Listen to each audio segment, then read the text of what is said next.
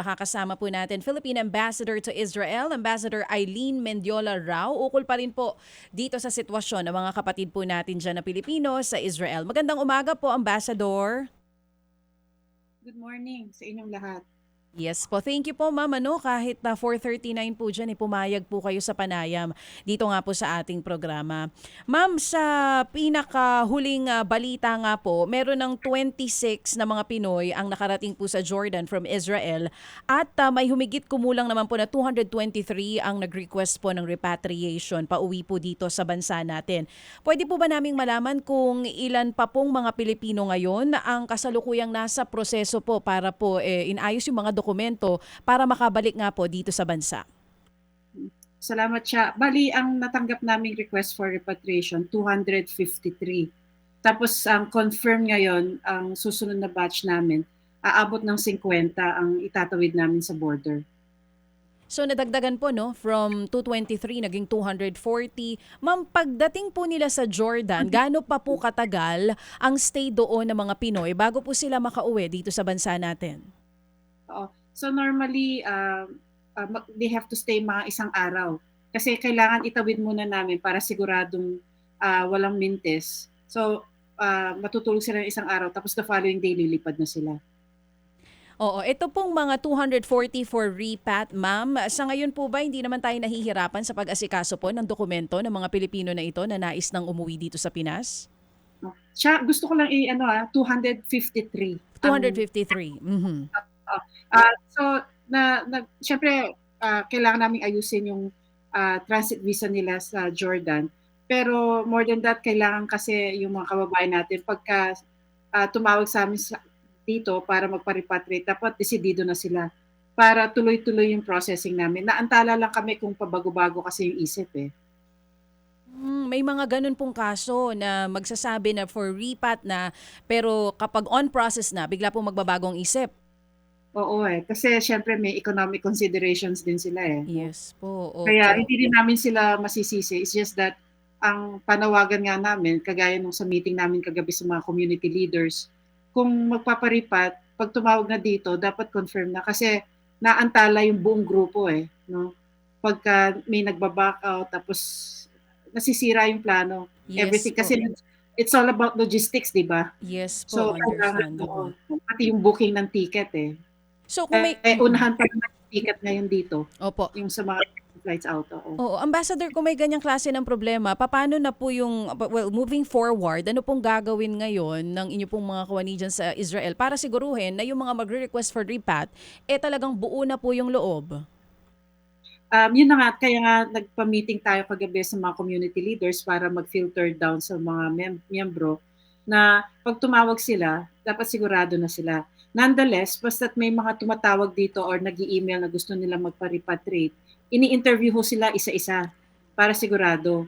Tapos kinukuha na yung information kasi kasama ho sa serbisyo namin yung pagkuha sa kanila ng and yung transit visa nila sa Jordan. Opo. And that will take time. And that will take time. Kasi kung hindi ho na ibibigay lahat ng information, hindi ho namin makukuha yung visa kaagad. Transit visa. Ma'am, Oo. ano ba ang panuntunan dyan sa Israel? Kakaiba doon sa Lebanon. Kasi sa Lebanon, kinakailangan mo muna ng exit visa. Kumbaga pahintulot ng employer mo. Diyan po sa Israel, ma'am, wala pong ganon. Wala naman, pero syempre kailangan nilang magpaalam sa kanilang mga amo, Ted, no? Pero yung visa na inaayos namin, it is to cross yung mismong border. Opo, opo. And then, ang kanila pong take-off na ay nanggagaling po sa Jordan. Tama, Ted, oo. Opo, okay. So, ma'am, ito ho ba ang pagkakataon na may pinakamarami na gusto hong umuwi sa Pilipinas sa kasaysayan po ng Embahada ng Pilipinas niya sa Israel? Tama, oo. Kasi siguro alam naman na maalala mo, Ted, na since October 7, nagvo-voluntary repatriation na tayo. More than 600 days, ang nai-repatriate lang natin, 1,333. So, itong 10 araw na nung giyera, ang request na namin 253 eh. So, pinifilter na lang namin yan. Yung talagang decidido. Opo. Ma'am, ano po mga kadahilanan kaya din dito? Halimbawa, ma'am, ngayon lang kasi daw nakakaramdam ng ganito kalalakas na bomba ang ating mga kababayan dyan na nakakalusot doon sa Iron Dome ng Israel. Kaya po ang iba natatakot nga kasi at meron din mga injured na Pilipino. Oo, meron iba nga siya, magkaiba nung October 7. Nung October 7, harapan yung kalaban mo, tapos nagko-hostage sila. Meron din bombahan, no, pero ito kasi yung frequency, severity ng nitong the past 10 days mas kakaiba. Ngayon tama din na na may mga nasugatan na sa mga kababayan natin at may mga na displace kasi yung halimbawa yung building na tinitirhan nila na damage, no. So yun din yung nangyayari. So like kahapon after nung isang attack, May 32 na mga kababayan natin who were working in a nursing home, Mm. na apektuhan ho yung nursing home, buti na lang nasa bomb shelter ho yung mga kababayan natin kaya wala Mm. naman silang sugat. It's just that they needed to be relocated. Opo. Ma'am, sa ngayon po ilan po ang nasa ospital pa na mga Pilipino na nasugatan dahil sa ginawang pambobombang ito ng Iran?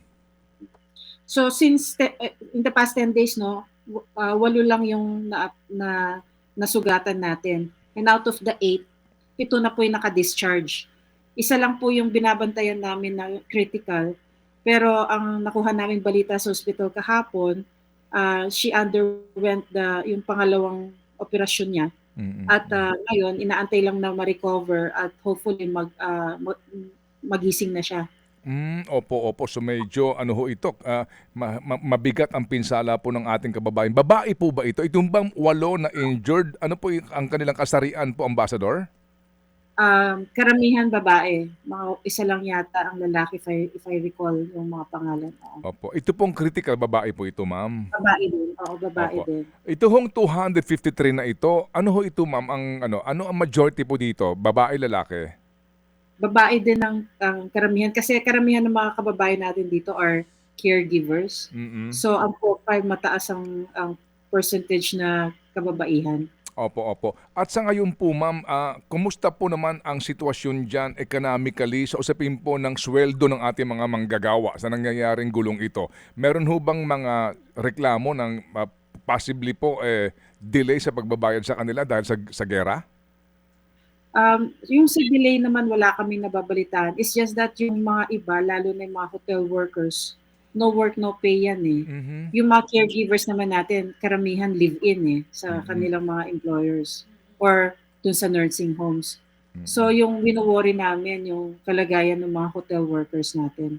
Opo. Dito ho ba sa mga uuwi ngayon, may mga hotel workers po tayo dito? If I recall, oo, meron. Opo. And then, ma'am, ito hong 253, ito po yung mga rehistradong OFWs o meron din ditong mga, sabihin na po natin na hindi rehistrado? May mga, kung rehistrado, you mean yung undocumented Yes, meron. ma'am. Opo. Documented po ba itong mga to o may mga undocumented rin? Magkahalo ho, magkahalo. Okay, sige. So, ma'am, sa ngayon, ano po ang sa ating embahada, meron ba kayong kinakanlong, ma'am, dyan? Meron pa ho? Actually, ang embassy ho, we have several shelters po. Mm. At meron po kung occupants po yung mga iba-ibang shelters natin.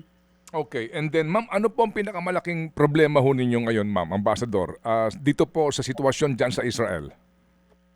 Sa ngayon, itong repatriation na siguro, no, in terms of yung problem, ang kailangan talaga desidido para mapadali yung repatriation. Kasi the faster we come up with the list, the faster we get the visa, at mas mabilis din namin makabook ng plane tickets kasi nag-uunahan yung mga plane tickets ngayon eh. Opo. Kayo ho, ma'am, kayo po, personally, ano po ang inyong pakiramdam, ma'am, and how do you cope with all of this challenge ngayon bilang ina ng ating mga OFWs po dyan sa Israel? Ted, nandito na kami nakatira sa embassy simula nung June 13, Mm. when we set up the crisis management team, Mm. many of us decided to stay sa embassy para mas mabilis yung coordination. Siguro to cope, yun na, dahil isang pamilya yung embassy, mas madaling magtulungan. Mm. Um, ang problema lang talaga, siguro not enough time during the day, and the nights are short kasi doon parati may bombahan eh. Like kanina, at about 3, meron na naman missile attack. So, ganun yung sitwasyon namin. But, kumpleto kami dito and we will not leave, no? Until kami yung huling aalis kung kakailanganin. Opo, opo. Kumbaga ang kapitan ng barko ang huling aalis, no? Kung sakasakali po. Pero Ambassador, ma'am, di ba kasi itong pambobomba ng Israel o Amerika sa Iran, kumbaga calibrated at specific target. Diyan ho ba ma'am sa Israel parang to whom it may concern, as in basta may darating na bomba at bahala na kung saan tatama, kaya po mas nakakatakot at nakakapangamba? Ang ganda ng description mo, Ted, to whom it may concern. Parang ganun na nga siya eh. Kasi kung pansinin mo yung casualties, no? Classic yung kahapon, nursing home. Mm-mm. Yun yung isa sa mga na damage. So, pero pag titignan mo yung reporting dun sa kabila, military installations yung binabanatan, mga nuclear sites, mga ganun. So, it's very different. Ang sinasabi kasi, isa sa mga dahilan, kasi meron din tayong defense attaché dito, no? Mm-mm. Ang report nga kasi, napaka-sophisticated at targeted yung mga missile attacks coming from Israel. At ang sinasabi nga, alam din nila kung saan yung mga embassies. So alam nila na hindi dapat tatargetin yung mga yon. Parang ganun. Dito ho, ah, pati ho mga embassy na na naapektuhan na eh. Pati yung residence ng dalawang ambassadors po may damage ho. Dalawang embahada na ang nahagip ng bomba.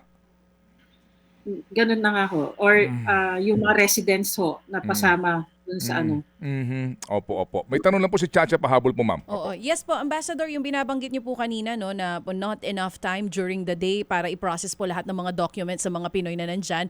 Napag-uusapan na po ba kung magde-deploy po kayo ng mga karagdagang tao para po sa pagtulong, para po mas mapabilis yung pag-uwi ng mga Pinoy?